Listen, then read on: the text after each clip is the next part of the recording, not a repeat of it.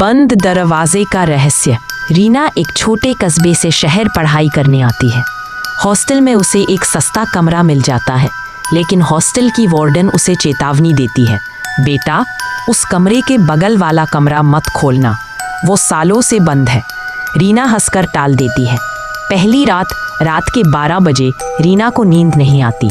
अचानक उसे बगल के कमरे से धीमी धीमी फुसफुसाहट सुनाई देती है। रीना दरवाज़ा खोलो। वो डर जाती है, खिड़की से झांकती है, पर कमरा बाहर से बंद होता है। दूसरा दिन क्लास में रीना अपने दोस्तों से बताती है। सब मजाक उड़ाते हैं, हॉरर मूवी ज़्यादा देख ली है तूने। लेकिन रात को फिर वही आवाज़ आती है, इस बार तेज़ रोने की आवाज़। रीना हिम्मत करके दरवाजे के पास जाती है। तभी अचानक अंदर से कोई जोर से दरवाज़ा पीटता है। वो चीख कर अपने कमरे में भाग जाती है। अगले दिन रीना वार्डन से पूछती है, आखिर वो कमरा क्यों बंद है?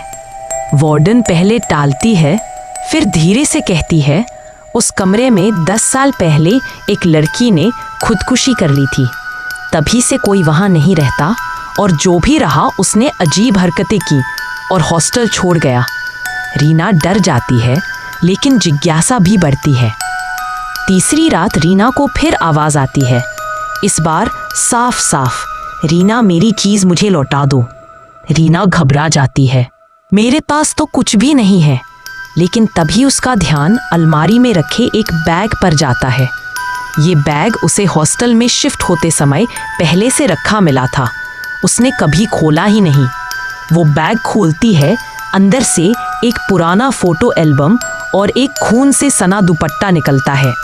फोटो एल्बम में वही लड़की है जिसने उस कमरे में जान दी थी, और उसके बगल में खड़ी रीना खुद की बचपन की तस्वीर देखकर कांप जाती है। रीना चौंक जाती है, ये कैसे हो सकता है? मैं इस लड़की के साथ कभी थी ही नहीं। उसी वक्त दरवाज़ा अपने आप खुल जाता है। अंदर वही लड़की खड़ी है, उसका चेहरा अंधेरे में, आंखें लाल। वो फुसफुसाती है, रीना तू ही वो है जिसने मुझे धोखा दिया था। मैं तुझे ढूंढते ढूंढते यही तक आई हूँ। रीना चीखते हुए कमरे से बाहर भागती है, लेकिन हॉस्टल का गेट बंद है। पीछे से कदमों की आवाज़ करीब आती है और कैमरा ब्लैक हो जाता है। सुबह हॉस्टल में सब लड़कियां उठती हैं तो देखती है रीना का कमरा खाली है। उसकी सारी किताबें, कपड़े, बैग वही रखे हैं, लेकिन रीना कहीं नहीं है। वार्डन डरते हुए बगल वाले बंद कमरे की ओर जाती है। दरवाज़ा अब खुला हुआ होता है। अंदर ज़मीन पर वही खून से सना दुपट्टा रखा है, और फोटो एल्बम में अब एक नई तस्वीर जुड़ चुकी है, रीना की तस्वीर उसी लड़की के साथ। उसके नीचे लिखा होता है, अब वो हमेशा मेरे साथ रहेगी।